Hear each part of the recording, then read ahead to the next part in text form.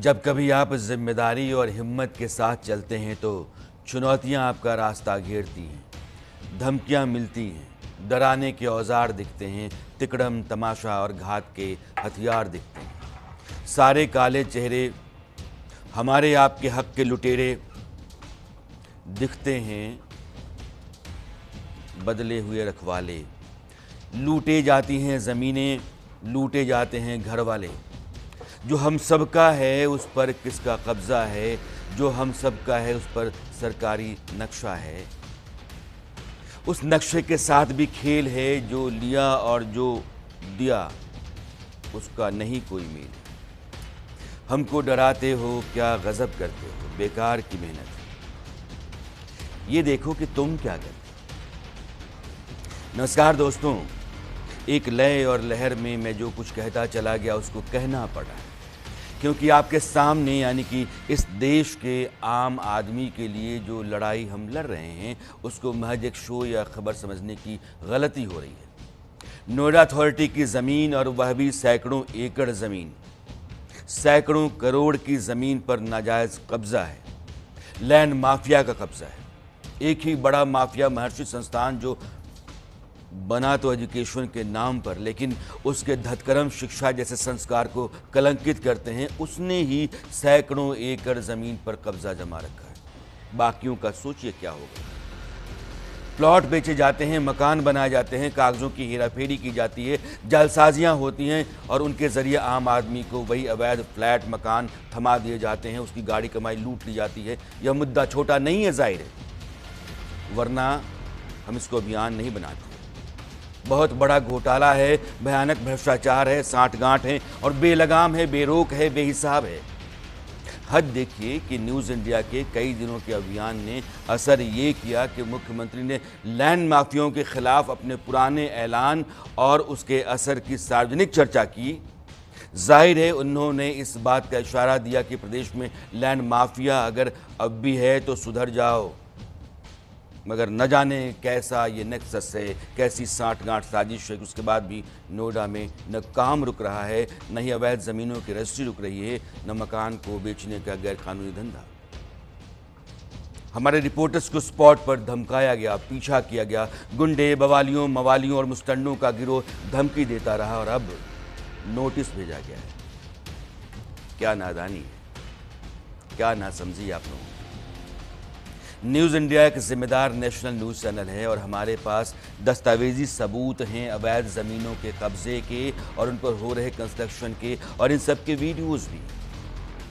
इसके अलावा कई ऐसे सबूत हैं जो लैंड माफिया और नोएडा अथॉरिटी की कलई खोलने के लिए काफ़ी नहीं, बहुत बहुत बहुत काफ़ी। मैं आप सब लोगों का जो नोटिस भेज रहे हैं स्वागत करता हूँ। आप आइए, हमारे स्टूडियो में बैठिए और अपनी बात खुल कर कहिए। हमने आप सभी को मेल डाला, दफ्तरों के बाहर रिपोर्टर खड़ा किए, आपके बयान के लिए हमारे रिपोर्टर्स घंटों खड़े रहे, आपने तब कुछ नहीं कहा। अगर अभी कहना चाहते हैं कोई बात नहीं, देर हुई है, लेकिन हमारा न्यूज़ रूम स्टूडियो आपका स्वागत कर रहा है, इंतज़ार है। लगे हाथ हमारे पास जो दस्तावेज हैं, सबूत हैं, जो चीख चीकर कर रहे हैं कि नोएडा में सरकारी ज़मीन की लूट से अरबों के वारे नारे हो चुके हैं, अब भी हो रहे हैं। इन सबों का जवाब चाहिए। देश के सामने बहुत सारी चीज़ें अभी रखना बाकी हैं। अभी आपको मैं योगी, उत्तर प्रदेश के मुख्यमंत्री आदित्यनाथ, उनका बयान सुनाना चाहता हूँ इस चर्चा को आगे ले जाने से पहले, जो हमारे अभियान के बाद अपने पुराने फैसले को चर्चा में लेकर के आए और दोबारा इस बात का वो संकेत दे रहे हैं कि ये नहीं चलेगा। और मुझे यकीन है कि मुख्यमंत्री योगी आदित्यनाथ के बयान के बाद कुछ होगा और हमारा अभियान जारी है। बयान सुनिए।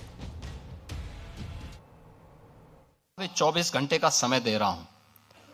उत्तर प्रदेश के अंदर जिस भी सरकारी भूमि पर किसी भूमाफिया ने कब्जा किया है उसको तत्काल छोड़ दें।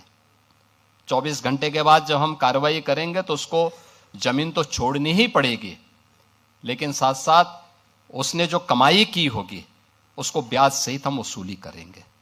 24 घंटे का समय दे रहा हूं।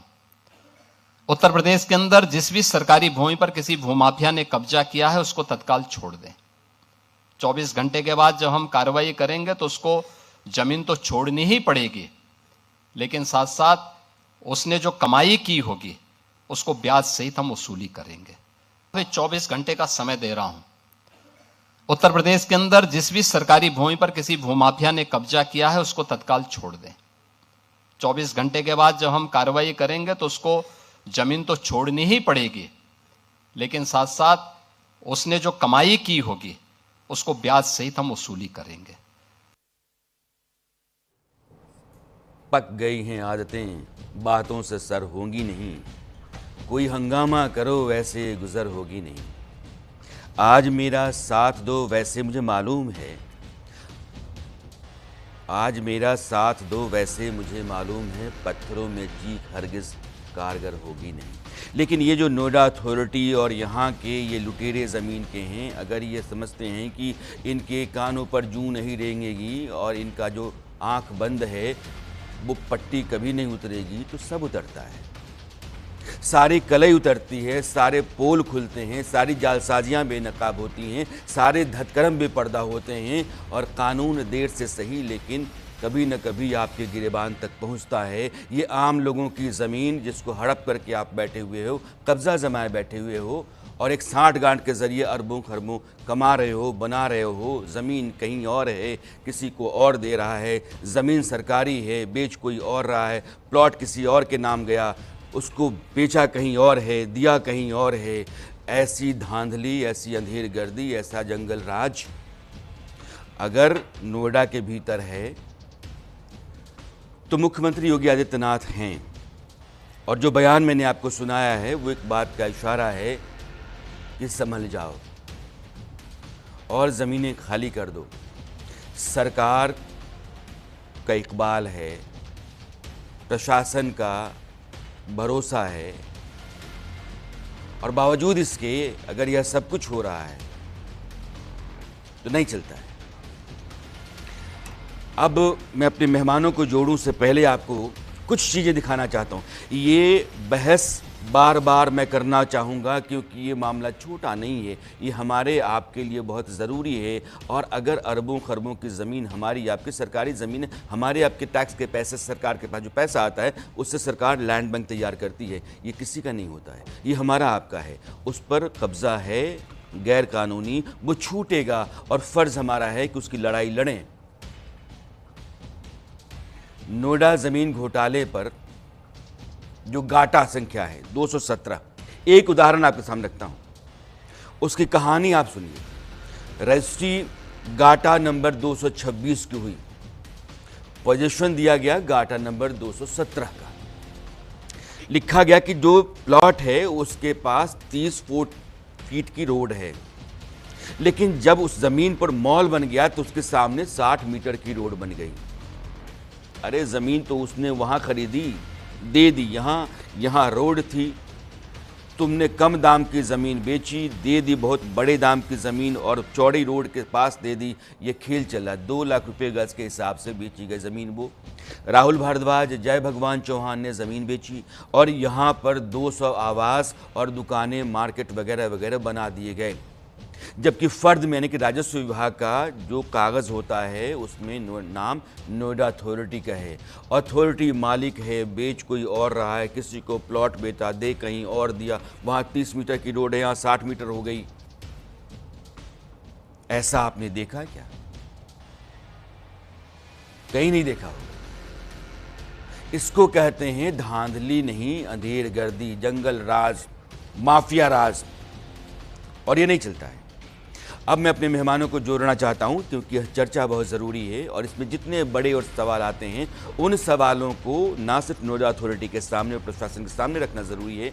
यह मामले जब अदालत में पहुंचेंगे तब भी यही सवाल बड़े होंगे, बुनियादी होंगे और यही अपना जवाब तलाश रहे होंगे। आर.के. सिंह सुप्रीम कोर्ट के आप एडवोकेट हैं, कपिल श्रीवास्तव हमारे दूसरे मेहमान हैं, आप समाजवादी पार्टी के प्रवक्ता हैं, डी.ए. चौहान साहब आप फॉर्मर डीजीपी हैं उत्तर प्रदेश के, चौधरी सवित मलिक आप राष्ट्रीय अध्यक्ष हैं किसान यूनियन के।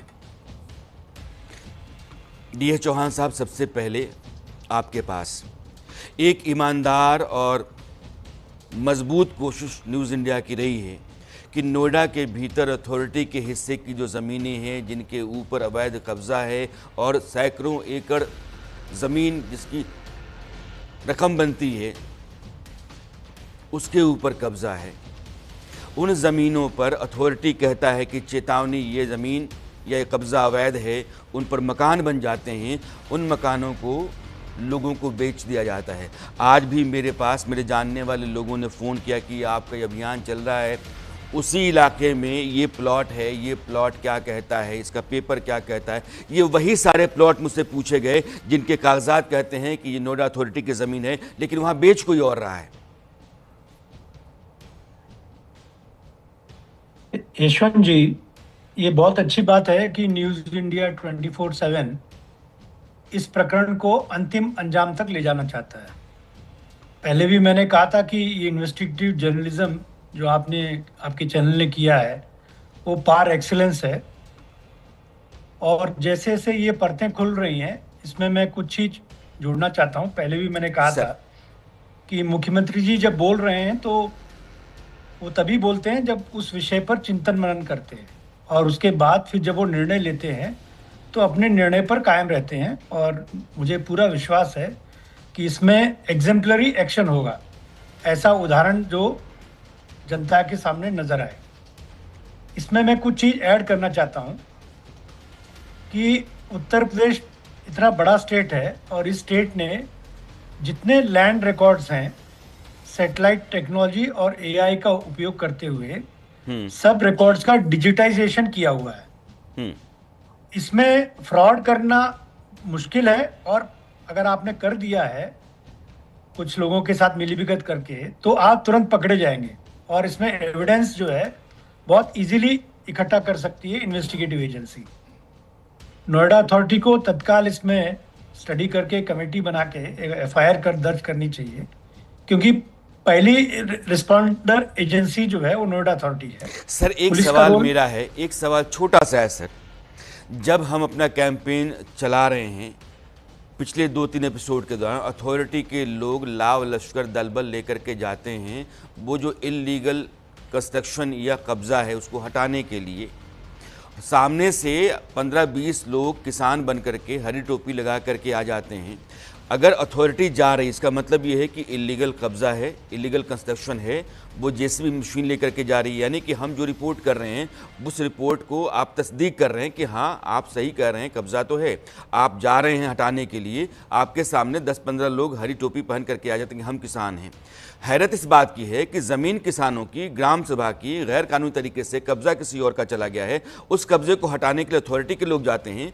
वो जो सो कॉल्ड किसान हैं वो किसानों के हक़ में खड़े हैं या फिर उनको किसानों के हक़ में उस माफिया ने खड़ा कर दिया। अथॉरिटी की भी मिलीभगत हो सकती है, क्योंकि उनके खड़ा हो जाने के बाद वो पूरा लाव लश्कर दलबल जो है जेसीबी मशीन वो वापस हो जाते हैं। नहीं, देखिए, जब इस तरह के प्रकरण सार्वजनिक स्पेस में आते हैं तो इंटरेस्ट ग्रुप्स तो इन्वॉल्व हो ही जाते हैं, और यही एडमिनिस्ट्रेशन का काम है इन इंटरेस्ट ग्रुप को डील करना, इनको उनकी सही जगह पर उनको दिखाना उनको, और अपना जो लॉफुल काम है उसको पूरा करना। और यह सरकार इसी काम के लिए जानी जाती है, इसीलिए मुझे पूरा विश्वास है इसमें कार्रवाई होगी, और इसको पकड़ना मुश्किल नहीं था। नोएडा अथॉरिटी का बेसिकली जो बहुत सिंपल एडमिनिस्ट्रेटिव स्ट्रक्चर है, ये जोन्स होते हैं और उस जोन के एग्जीक्यूटिव इंजीनियर होते हैं, एई होते हैं, जेई होते हैं, एनफोर्समेंट विंग होता है उनका, उनको देखना होता है कि कहाँ सरकारी भूमि पर कब्जा हो रहा है, और ये बहुत आसानी से ये लोग पकड़ सकते हैं इसको और इस पर कार्रवाई कर सकते हैं। और इसमें जिन लोगों की मिलीभगत है किसी भी लेवल पर, चाहे वो अथॉरिटी के एम्प्लॉयज़ हों या अन्य लोगों की हो, क्योंकि जो भूमाफिया होते हैं ये आर्थिक रूप से बहुत संपन्न होते हैं और ये सिस्टम को इन्फ्लुएंस करने की पोजीशन में होते हैं, ये न्यायिक प्रक्रिया को इन्फ्लुएंस करने की पोजीशन में होते हैं। कल आर के सिंह साहब बता रहे थे कि कैसे कोर्ट्स में जो है उनको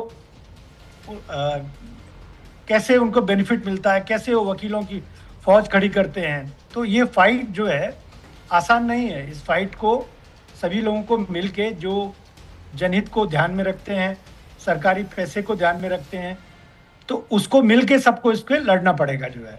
और मुझे पूरा विश्वास है कि आपकी ये मुहिम रंग लाएगी और इसमें बहुत कड़ी कार्रवाई होगी। और केवल इसी नोएडा में नहीं, इस तरह के इंटरेस्ट ग्रुप और इस तरह की सरकारी जमीनों के कब्जे उन टाउन्स में जहां ग्रोथ फास्ट है, वहां सब जगह ये आ जाते हैं। सर, बहुत जानकारी तो बाकियों की नहीं है, लेकिन ये जो महर्षि संस्थान है, एजुकेशनल इंस्टीट्यूशन है, और यह नोएडा ही नहीं बल्कि उत्तर प्रदेश के कई शहरों में एजुकेशनल इंस्टीट्यूशन के नाम पर 1 रुपये में आपको ज़मीन मिल जाती है कि आप पढ़ाएंगे, इंस्टीट्यूशन बनाएंगे, लेकिन आप माफियागिरी करने लगते हैं। और यह बहुत बड़ा दाग है शिक्षा को लेकर के। मैं इसको पेशा नहीं मानता हूँ, मैं इसको संस्कार मानता हूँ, क्योंकि शिक्षा संस्कार है, वो इंसान को इंसान बनाती है, एक सही नागरिक, सभ्य नागरिक बनाती है, जिम्मेदार, जवाबदेह। लेकिन यह जो संस्थान है वो इतने धतकर्म करता है, इतने काले कारनामे इसके हैं कि अगर बहुत सारे दस्तावेज़ में आज लेकर के आ जाऊं तो मामला इसी पर चला जाएगा। इसलिए अभी मैं फोकस करता हूं वहीं जहां की मामला है और यह मुद्दा है।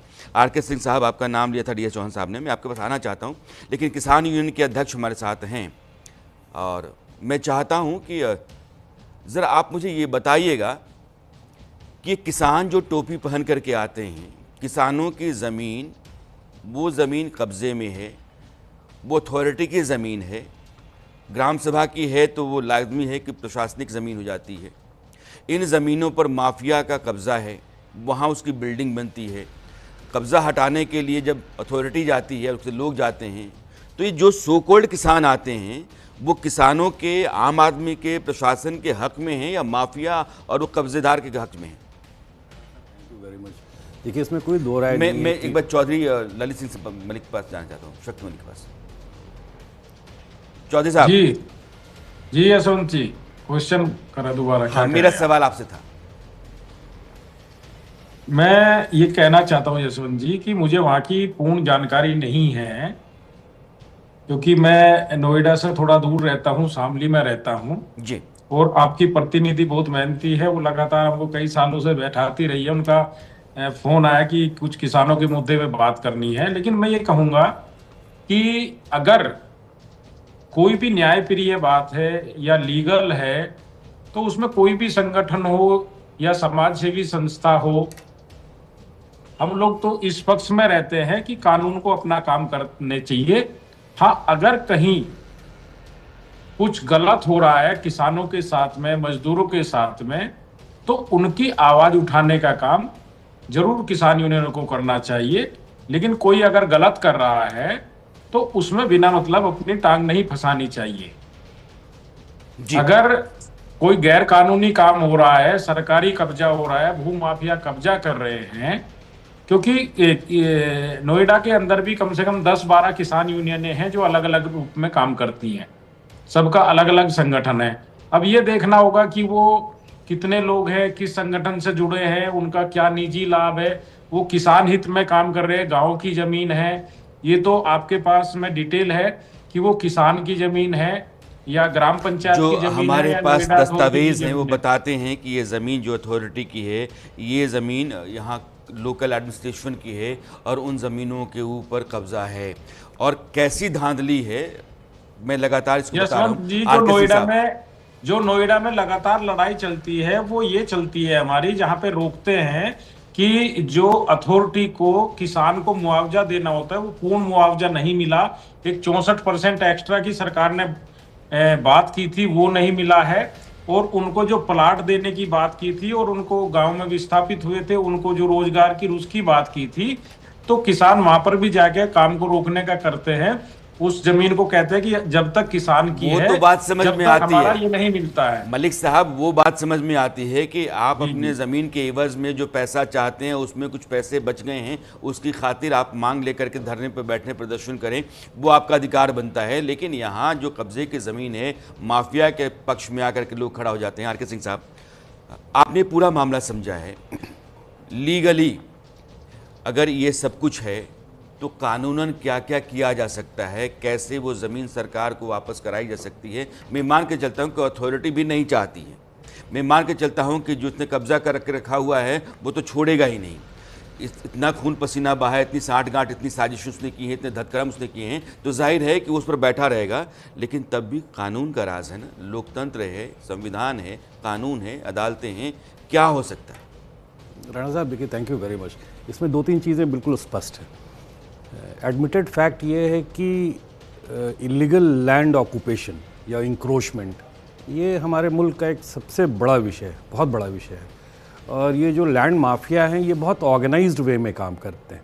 जब आप ये कह रहे थे ना कि वो ग्रीन कपड़े पहन के लोग आ जाते हैं, किसान का वेशभूषा धारण मैं तो करके। वीडियो आपको दिखाना चाहता हूँ, मैं जी, जी। पीसीआर से बोलूंगा कि वीडियो जरूर दिखाएगा ताकि वकील साहब कह रहे हैं तो वो मैच करे।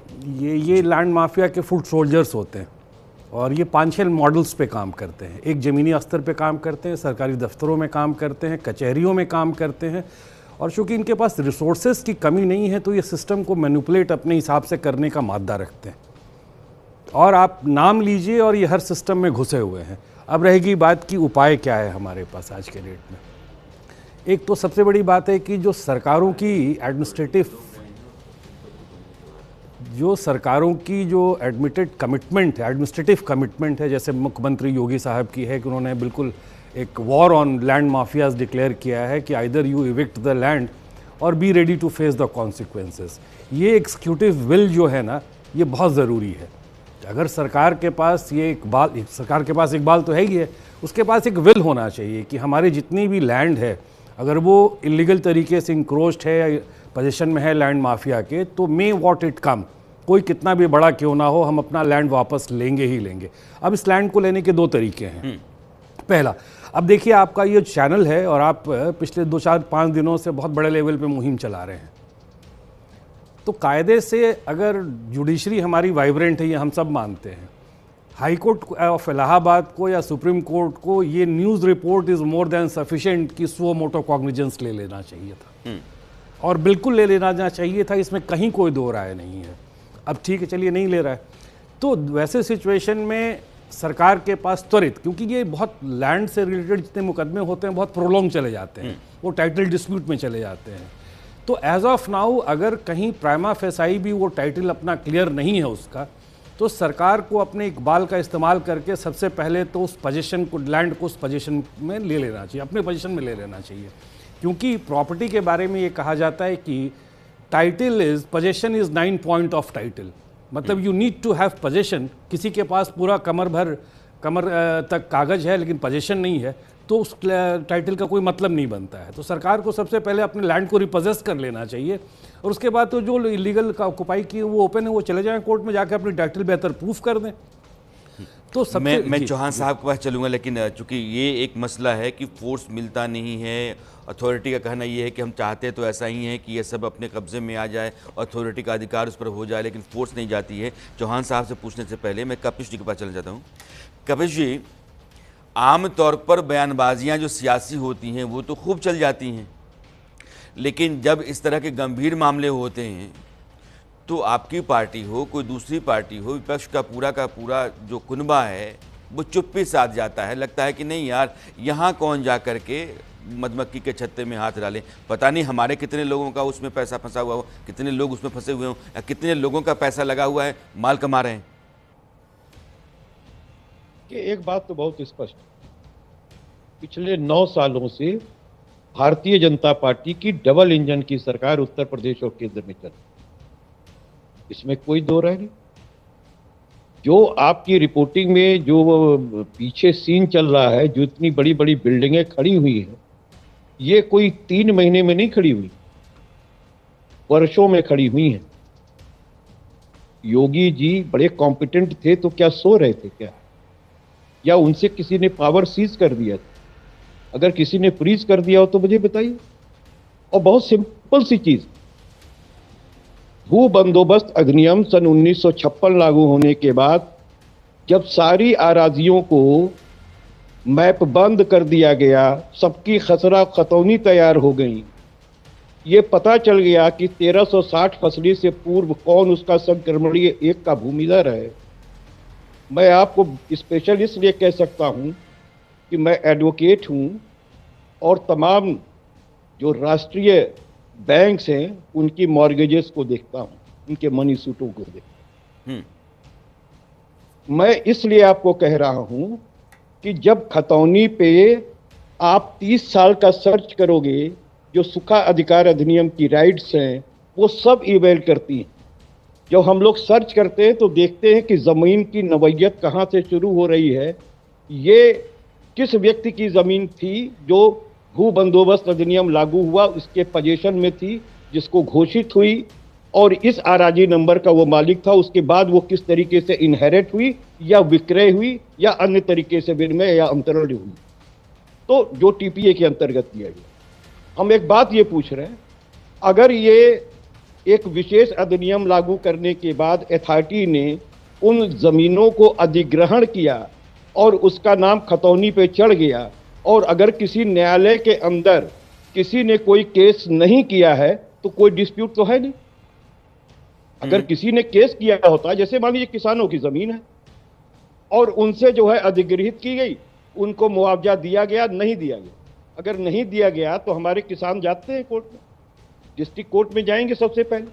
देखिए, सुप्रीम कोर्ट से कब्जा पाना नहीं कपिल जी, आप ये कहना चाहते हैं कि अगर ये विवादित मामला होता, अगर ये अवैध कब्जा होता तो मामला कोर्ट में गया होता।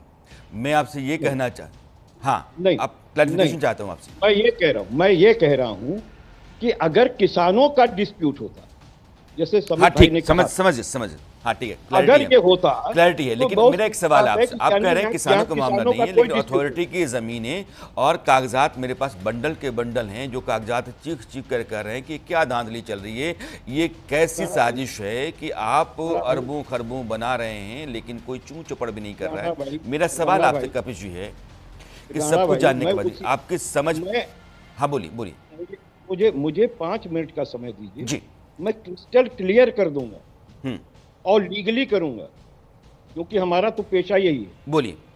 हम लोग ट्रायल कोर्ट में हैं, इसलिए जितना जो साक्ष्य आते हैं, परिशीलन होता है, वो हमारे ही न्यायालय में होता है, वो अपीलीय न्यायालय में नहीं होता। वो अपीलीय न्यायालय की बस की चीज नहीं, वो अपील्स देखती है खाली वादित के बिंदुओं पर कि क्या उसमें लीगलिटीज है, क्या हमारी निचली अदालत ने नहीं देखा। जी बोलिए। मैं सिर्फ आपको ये बता रहा हूं कि जब किसानों का डिस्प्यूट नहीं है तो अथॉरिटी की वो क्लियर भूमि है, उस पर किसी किस्म का किसी दूसरे का दखल नहीं। और दूसरी बात मैं ये कह रहा हूं कि अगर उसकी भूमि है और उसके जेई से लेकर के उसके जितने कर्मचारी हैं वहां काम कर रहे हैं, सबका सेक्टर बटा हुआ है, तो जब इतना लंबा निर्माण हो रहा तो उनको पता नहीं है, वो सो रहे हैं और हमारी सरकार सो रही है कि कब्जा होने देते हैं, बहुमंजिली कपिल जी, अब मेरे एक इमारतें खड़ी हो सवाल जाती आपसे हैं। है और बड़ा मतलब एक आम आदमी की तरह है कि अगर सरकार है, एक व्यवस्था है, सत्ता है, प्रशासन है, यह सब कुछ है, इनके पास अपना अधिकार है, जिम्मेदारियां हैं, दायित्व है, मैंने मान लिया, लेकिन विपक्ष भी अपनी एक भूमिका तो निभाता है। आपकी तरफ से, आपकी पार्टी की तरफ से, आपके जिला प्रमुख की तरफ से, आपके जिला अध्यक्ष की तरफ से कभी कोई यह मामला उठाया गया हो, कभी कोई आवाज़ उठी हो, मैं आपके इस सारी सफाई से, आपकी समझ पर मुझे कोई संदेह नहीं है, लेकिन आपकी नीयत का सवाल है कि आप इधर उधर की ना बात कर ये बता कि काफिला क्यों लुटा। मेरा सवाल बहुत सीधा आपसे, ये काफिला इसलिए लुटा कि जब किसी व्यक्ति का कब्जा होता है, बिल्डिंग्स बन रही हैं, तो कोई विपक्षी दल ये नहीं जानता है कि उसके पेपर्स क्या कह रहे हैं। आपके भी संज्ञान में आज क्यों आया? इससे पहले आपके चैनल में कोई नहीं था उठाने वाला। मैं अगर ये पूछूं तो बात नहीं, हमारे चैनल मैं आता हूं, नहीं इस पर क्लैरिटी चाहिए। पिछले साल जून में हमने यह अभियान, ये एपिसोड चलाए और ये तय हुआ कि 43-47 से ज़्यादा लोगों पर FIR हुई, मगर धीरे धीरे उन मामलों को वैसे ही रद्दी में डाल दिया गया और हालात जस के तस बने रहे। दोबारा आने का मतलब यही है कि यह जो अंधेरगर्दी है यह नहीं चल सकती है। खास करके वैसे लोग जो जिम्मेदार पत्रकार हैं, उनको लगता है कि नहीं, हौसला होना चाहिए और आपको टकराने का मादा अपने भीतर रखना चाहिए, इसलिए टकराहट है। छोड़ के तो हम भी जा सकते थे। राणा भाई, थोड़ा देर हमें कह लेने दीजिए, बोलिए, है ना, फिर उसके बाद आप क्वेरी कर लीजिएगा, क्योंकि हमारा क्रम टूट जा रहा है। मैं आपको एक चीज ये कह रहा हूं कि आपकी पत्रकारिता को मैं सलाम करता हूं, आपके चैनल को सलाम करता हूं कि आपने एक अमुक मुद्दे को उठाया है जो हम तक भी नॉलेज करा रहा है। जब हम संज्ञानित होंगे तो निश्चित करेंगे। और दूसरी बात, जो जहां विधि कर सकती है, जहां हमारी एजेंसीज कर सकती हैं, विपक्ष केवल मामले को उठा सकती है, इसके अलावा कुछ नहीं कर सकती। और हमेशा जानिए, जब भी कोई कब्जेदार सही है या गलत है वो दो लोगों के बीच में होता है, क्योंकि एक के पास कागज से उसकी स्वामित्व की अथॉरिटी होती है और दूसरे की कब्जे से होती है। केवल जो कब्जेदार है और जिससे हो रहा है वो दो लोगों के बीच का डिस्प्यूट होता है, उसी को टाइटल सूट कहते हैं। और कब्जा स्वामित्व का द्योतक होता है। अगर भौतिक कब्जा किसी के पास नहीं है, जैसे हमारे माननीय लर्नेड काउंसिल कह रहे थे, मैं उन्हीं की बातों को आगे बढ़ाते हुए कह रहा हूं कि जब किसी के पास भौतिक कब्जा है, वो भवन निर्माण करा रहा है, तो उसमें विपक्षी पार्टी कुछ नहीं कर सकती, सरकार ही कर सकती है। और सरकार भी अब क्या कहेगी? अगर सुप्रीम कोर्ट संज्ञान ले ले, स्वतः संज्ञान ले ले और इनसे पूछे, तो क्या अथॉरिटी जवाब देगी कि हम साहब सो रहे थे, ये 7 मंजिल 8 मंजिल 10 मंजिल अपने आप बन गया? और सबसे बड़ी बात, रजिस्ट्री ऑफिस में अगर रजिस्ट्री हो रही है, 217 की रजिस्ट्री 266 में कैसे हो जाएगी? आपको वहां साक्ष्य प्रस्तुत करना पड़ता है कि हम इसके मालिक हैं। आपने कौन सा साक्ष्य प्रस्तुत किया? आपका रकबा और चौहद्दी ये कैसे जो है म्यूटेशन हुआ? उसका म्यूटेशन कैसे हो गया? खारिज दाखिल कैसे हो गया? तो बात यह है कि सभी मिली भगत है। ये नेक्सस जो है खादी का है, ये नेक्सस जो है बाहुबलियों का है, ये नेक्सस जो है प्रशासन का है। इसमें सबकी मिली भगत है और इसमें एफआईआर बिल्कुल इन सभी लोगों के ऊपर होनी चाहिए। और वास्तव में अगर जांच चली जाए तो नोएडा अथॉरिटी का कोई हाईएस्ट अधिकारी भी नहीं बचेगा और हमारे सरकार के अंदर बड़े बड़े पदों पर बैठे हुए लोग जेल जाएंगे, क्योंकि ये उनका कर्तव्य था। उन्होंने अपने कर्तव्य में लूप छोड़ा है, या जानबूझ के छोड़ा है या अंडर इन्फ्लुएंस से छोड़ा है। तो ये सबकी मिली भगत है। और जहां तक योगी जी का प्रश्न है, आपको तो कहना चाहिए। नहीं, आप सुन लें, योगी जी के से आप उम्मीद रखिए, क्योंकि हम भी रखते हैं कि उम्मीद का दामन थामे रखो, एक रोज सवेरा है। लेकिन योगी जी जो हैं, उनके पास लखनऊ का व्यवसायी आया था, उसका जो है वो कानपुर में बहुत ज्यादा जमीन कब्जा किया गया था, वो आंसुओं से रो रहा था, योगी जी ने भगा दिया था। पिपराइच के अंदर उनका अपना संस्थान है, महाराणा प्रताप संस्थान, जिसने किसानों की तमाम जमीनों को कब्जा कर रखा है, उसका हाई कोर्ट में केस चल रहा है। और इसी तरीके से तुलसीपुर में जो गोरक्षनाथ मठ का दूसरा मठ है, उसके अगल बगल जो ब्राह्मणों की जमीन है, उन पर उन्होंने कब्जा किया हुआ है। वो अपने रास्ते के लिए लड़ रहे हैं। तो किसको माना जाए, कौन भूमाफिया है, कौन नहीं है, कौन भूमि के ऊपर काम करेगा? अगर कर रहे होते तो 9 साल से क्यों सो रहे? मामले कोर्ट में गए हैं, मैं कपिश भाई आता हूं, जो मामले कोर्ट में हैं कि जाहिर है अदालती लड़ाई का हिस्सा हैं, तो फैसला कोर्ट कहीं ना कहीं करके देगा। लेकिन जिन मामलों ने अभी तक कोर्ट का मुंह नहीं देखा है और वो कब्जेदारों के हिस्से में हैं, चूंकि मैं चलना चाहता हूं डी चौहान साहब के साथ, अभी कपिश ने जो कहा, क्या किसी के पास फिजिकल पोजीशन है ज़मीन का तो वो अधिकारी है या उसका कोई राइट बन जाता है? जब तक आपका गवर्नमेंट रिकॉर्ड्स में नहीं है तो आप उसके मालिक नहीं है। Government record he is the final proof and evidence. तो इसमें मैं एक चीज़ जरूर ऐड करना चाहता हूं कि government at the highest level वो एक पॉलिसी स्टेटमेंट देते हैं। उनका काम नहीं है ये कि कब्जा हो रहा है तो रोकना या कब्जा कराना।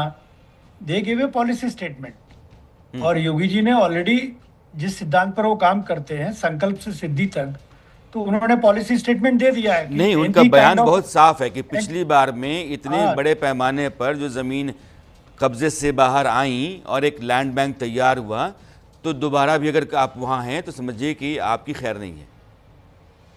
देखिए, इस गवर्नमेंट का ये अचीवमेंट है जिसमें किसी गवर्नमेंट का अचीवमेंट नहीं है।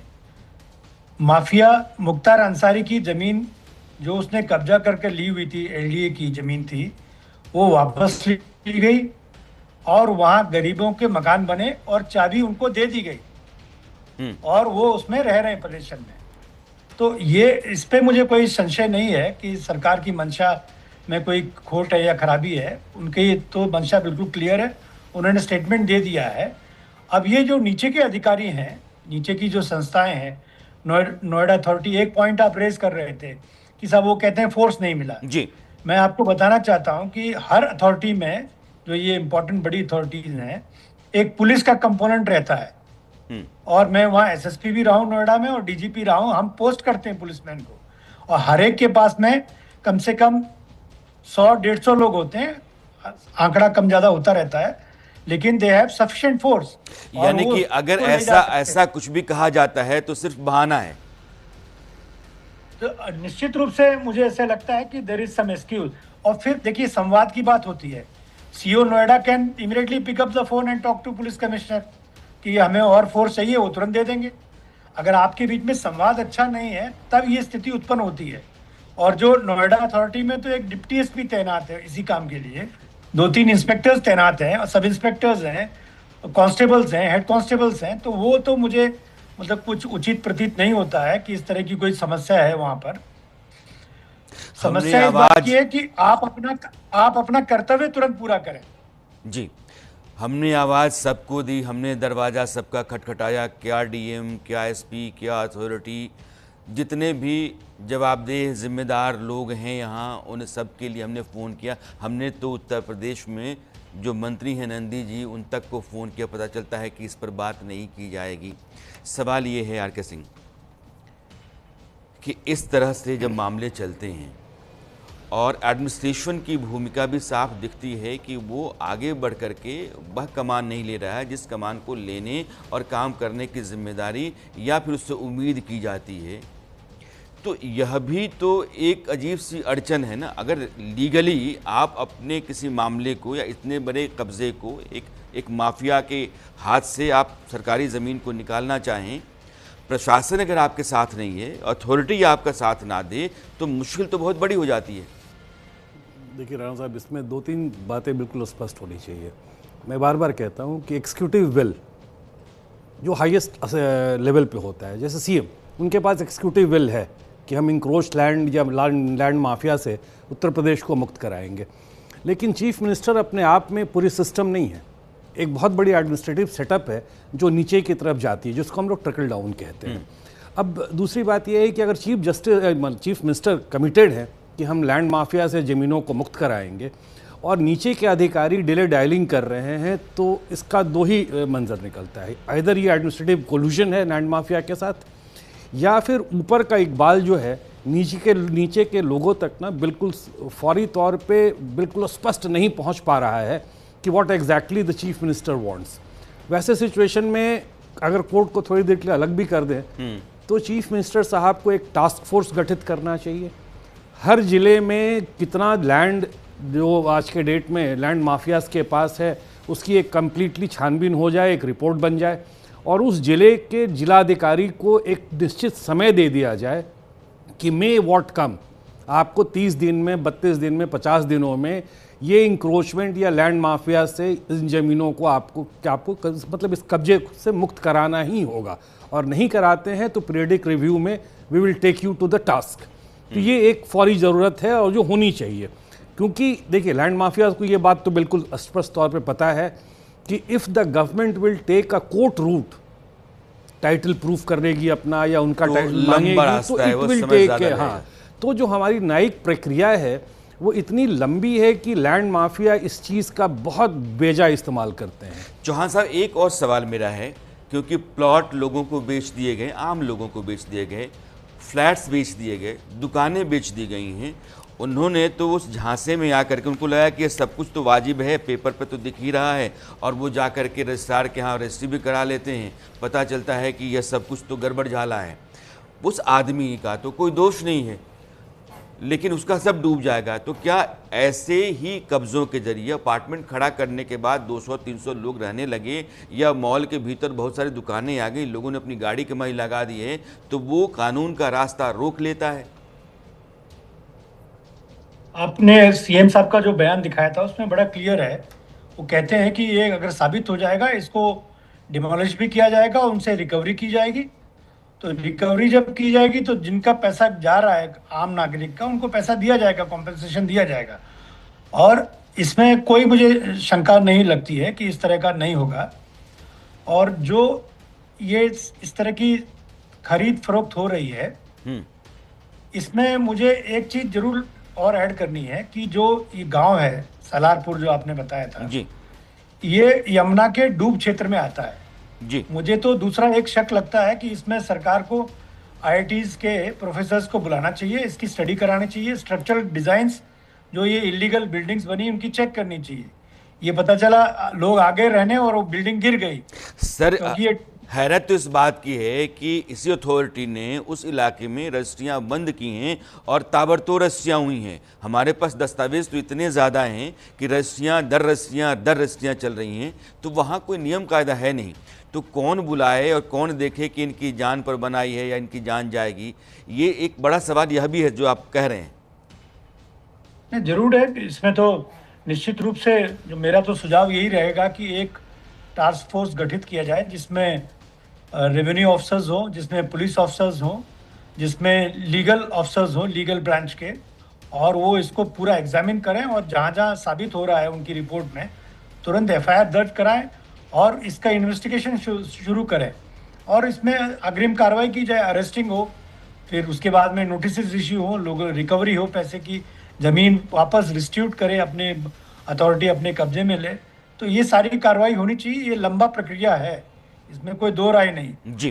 पर जैसे अभी कहा गया आर.के. सिंह ने कि विल की बात है, अगर आपके पास विल है आप इस प्रक्रिया को तेज कर सकते हैं और सिटीजन को रिलीफ दे सकते हैं।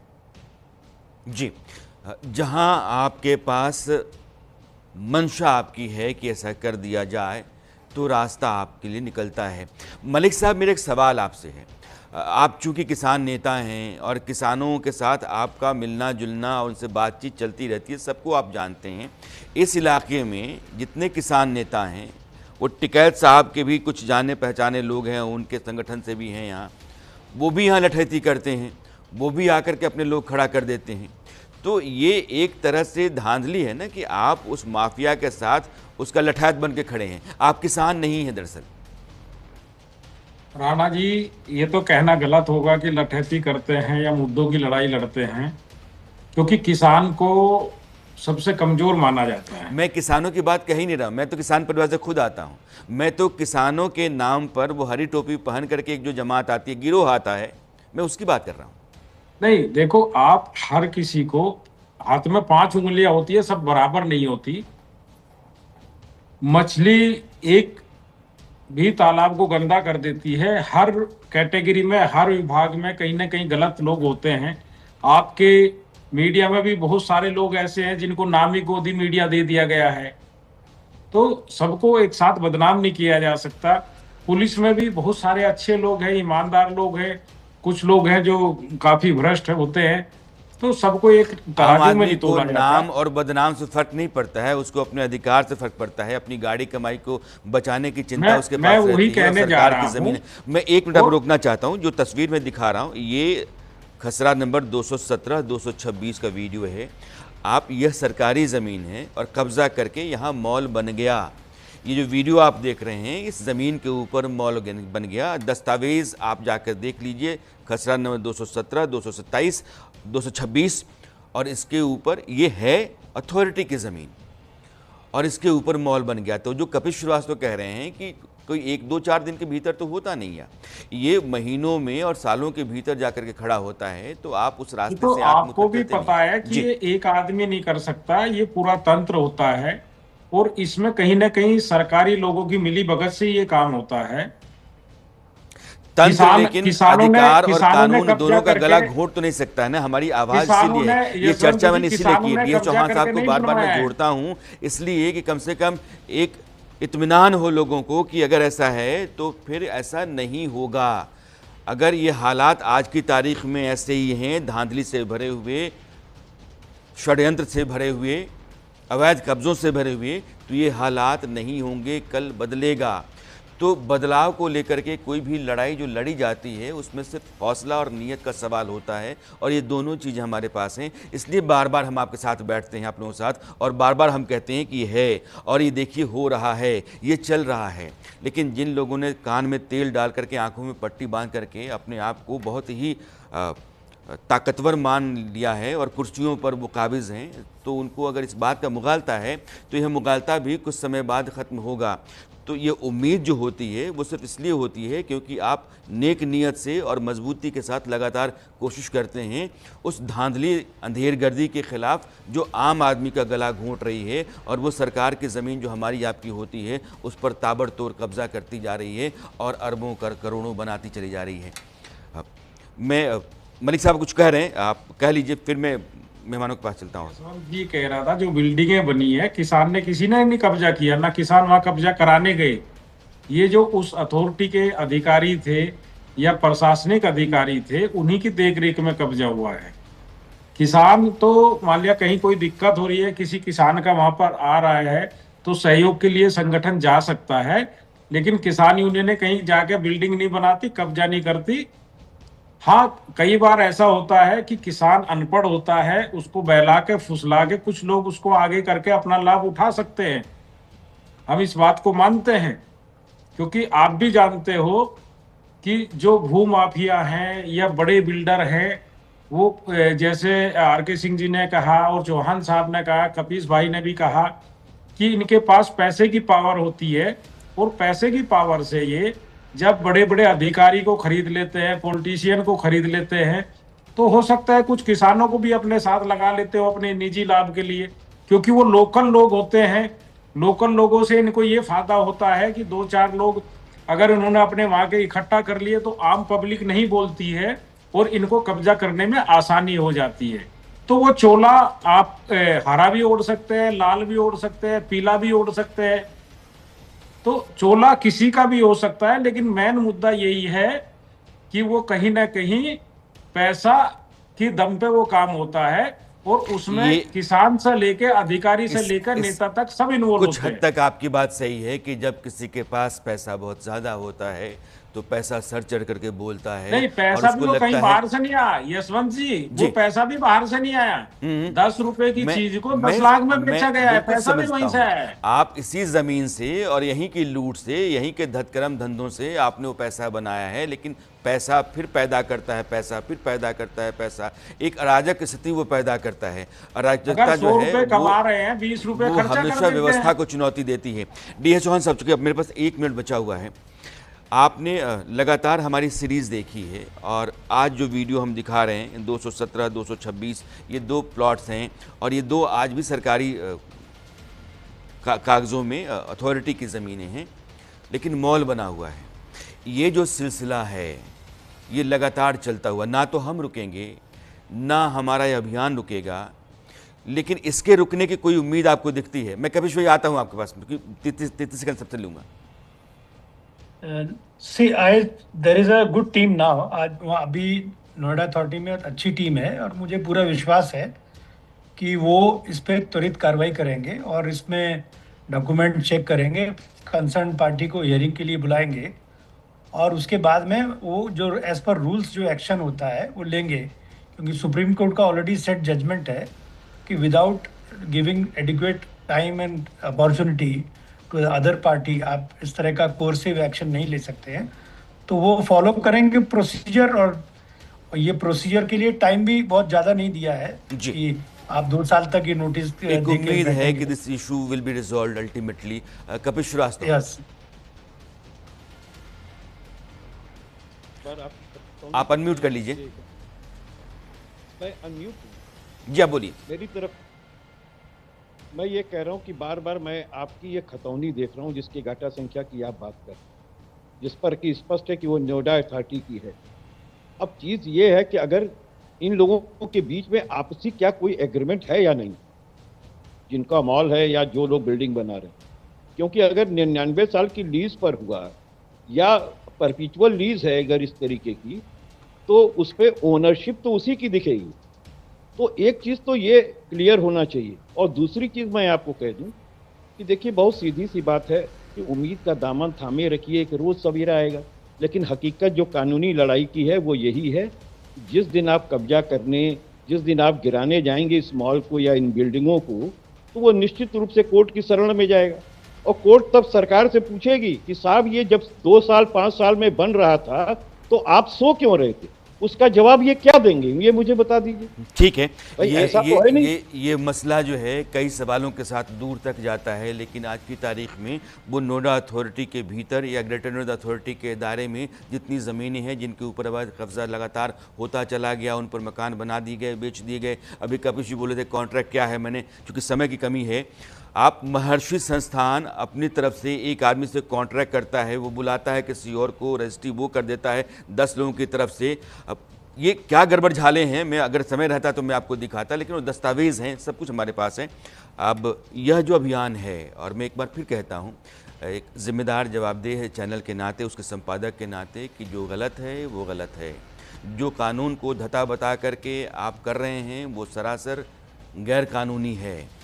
अगर पैसे के दम पर, रसूख के दम पर, ताकत के बूते कुछ भी ऐसा करना चाहते हैं जो आम आदमी के हक का गला घोंटता है, तो ये लंबा नहीं चल सकता है, क्योंकि हम हैं और हमारी नज़र है। मैं अपने सभी मेहमानों का बहुत बहुत धन्यवाद करना चाहता हूं कि आप सब हैं, आप हौसला देते हैं, रास्ता बताते हैं और इस पर अपनी बात खुल करके रखते हैं। अब छोटा सा ब्रेक का वक्त है। ठीक 9 बजे मेरी आपकी मुलाकात फिर होती है न्यूज़ मास्टर में। तब तक के लिए